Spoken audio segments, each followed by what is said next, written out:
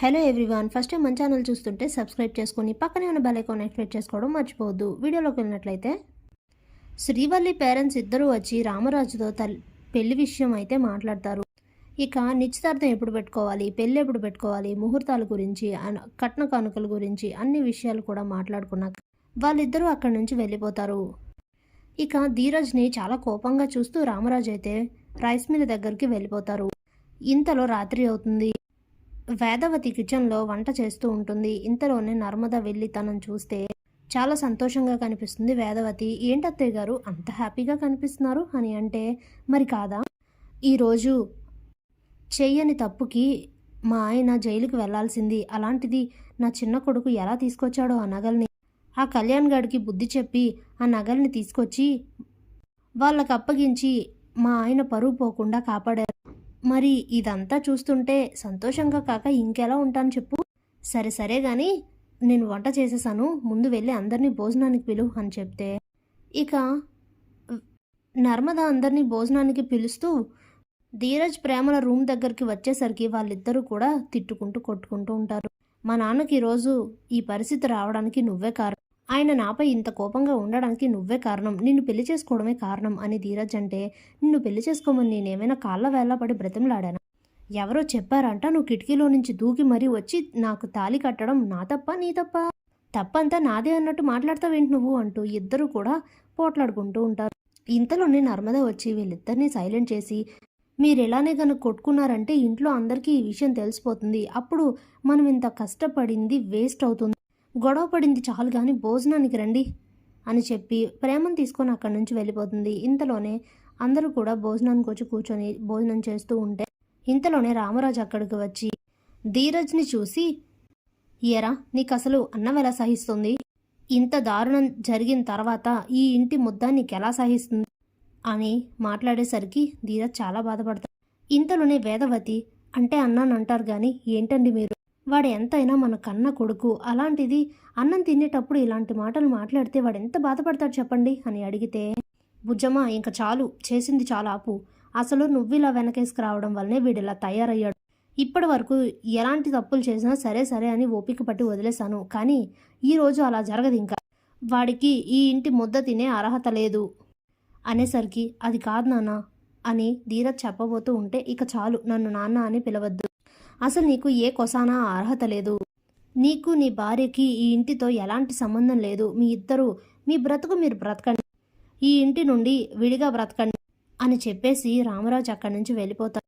ఇక ధీరజ్, ప్రేమ అందరూ చాలా బాధపడుతూ ఉంటారు. వేదవతి చాలా బాధపడుతూ ఏడుస్తూ ఉంటుంది. ఇక రామరాజు దగ్గరికి వేదవతి వచ్చి ఎంత కన్విన్స్ చేద్దామని ట్రై చేసినా రామరాజు అయితే అస్సలు వేదవతి మాట వినరు, ఈ విషయంలో మాత్రం నన్ను ఏమీ ఆపాలని ప్రయత్నించొద్దు, ఇదే నా నిర్ణయం అని చెప్పేస్తారు. ఇక దాంతో వేదవతి కూడా ఏం మాట్లాడలేకపోతుంది. ఇక తర్వాత రోజు ఉదయం శ్రీవల్లి తల్లిదండ్రులు మళ్ళీ రామరాజు ఇంటికి వస్తారు.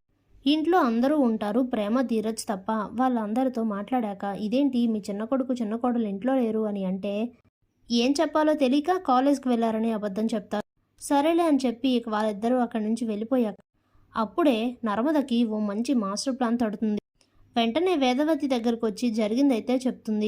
నువ్వు చెప్పిన ప్లాన్ అయితే చాలా బాగుంది, ఇలా చేస్తే అసలు ఇంట్లో ఏ సమస్యలు ఉండవు, మళ్ళీ ధీరజ్ని కొడుగ్గా యాక్సెప్ట్ చేసి ఇంట్లోకి రమ్మంటారు ఆయన, నువ్వు చెప్పినట్లే చేద్దాం అని చెప్తుంది వేదవతి.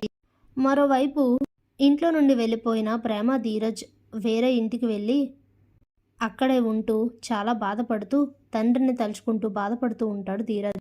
ఇంతలోనే వేదవతి రామరాజు దగ్గరకు వచ్చి మాట్లాడుతూ ఉంటుంది. ఏమండి మీతో ఓ విషయం మాట్లాడాలి అని అడిగితే, నీ చిన్న కొడుకు గురించి తప్ప ఇంకేమైనా మాట్లాడు బుజ్జమ్మ అని అంటే, నేను చెప్పేది కాస్త వినండి, నేను మాట్లాడాలనుకునేది ఆ విషయం కాదు, పెద్దోడు గురించి, పెద్దోడి పెళ్లి గురించి అని అంటే, అయితే చెప్పు అని అంటే, మీరు ఆలోచించే ఈ ఆలోచనల వలన, చేసే పనుల వలన పెద్దోడు పెళ్ళి ఆగిపోతుందేమోనని భయంగా ఉంది అని అంటుంది. దాంతో స్టన్ అయిపోతారు రామరాజు. ఏమైంది, ఎందుకు ఇలా అంటున్నావు అని అడిగితే, ఇప్పుడు పెద్దోడు పెళ్లి పెట్టుకొని మీరు ప్రేమ ధీరజ్లు ఇద్దరిని ఇంట్లో నుండి పంపించేశారు, మరి పెళ్లి వాళ్ళు అడిగితే ఏం సమాధానం చెప్తారు అని అంటే, ఏదో ఒకటి చెప్పచ్చులే అని అంటారు రామరాజు. అప్పుడే వేదవతి, ఏమండి నిజం నిప్పు లాంటిది, ఎలా అయినా తెలిసిపోతుంది, మనం చెప్పకపోయినా ఎదురింట్లో ఉన్న వాళ్ళైనా ఎవరో ఒకరు ఏదో విధంగా ఈ విషయం వాళ్ళకి చేరవేస్తే ఏం జరుగుతుందో ఆలోచించారా అని అంటే ఏం జరుగుతుంది అని అడుగుతారు రామరాజు. అప్పుడే ఇంకేం జరుగుతుందండి, పిల్లల తప్పుల్ని మనమే క్షమించాల్సింది పోయి మనమే వాళ్ళని దూరం పెట్టామని వాళ్ళకి తెలిస్తే మీదేం కుటుంబం, మీరేం ఇంటి పెద్ద, ఇలాంటి పని చేస్తారా? రేపు నా కూతురు కూడా ఇలాంటి పరిస్థితి రాదని గ్యారంటీ ఏంటి అని చెప్పి శ్రీవల్లి వాళ్ళు పెళ్ళి వద్దనుకుంటే ఏం చేస్తారు అని అంటే, భుజమ్మ, నా పెద్ద కొడుకు నీ చిన్న కొడుకు ఒక్కటి కాదు, వాడు చేసిన తప్పులు ఏంటో నీకు తెలీదా అని అంటే, సరేనండి ఏంటో నాకు తెలుసు, కానీ ఆ తప్పులన్నింటినీ మనం వాళ్ళతో చెప్పగలమా అనేసరికి స్టన్ అయిపోతారు. ఇక అలా ఆలోచిస్తూ ఉంటే, అందుకేనండి ప్రస్తుతానికి ఈ గొడవలు ఏవీ వద్దు, పెద్దోడు పెళ్ళి అయ్యేంత వరకు ప్రేమ ధీరజ్లను ఇంటికి రమ్మని పిలవండి అని అంటే, ఇక ఆలోచించి చేసేది లేక చందుని సాగర్ని పంపించి ప్రేమ ధీరజ్లను ఇంటికి రమ్మనైతే పిలిపిస్తారు రామరాజు.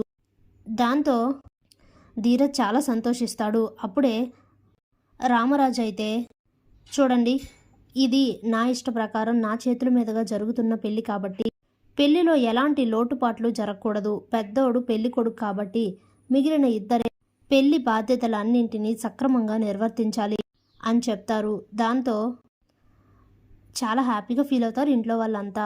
Thanks for watching.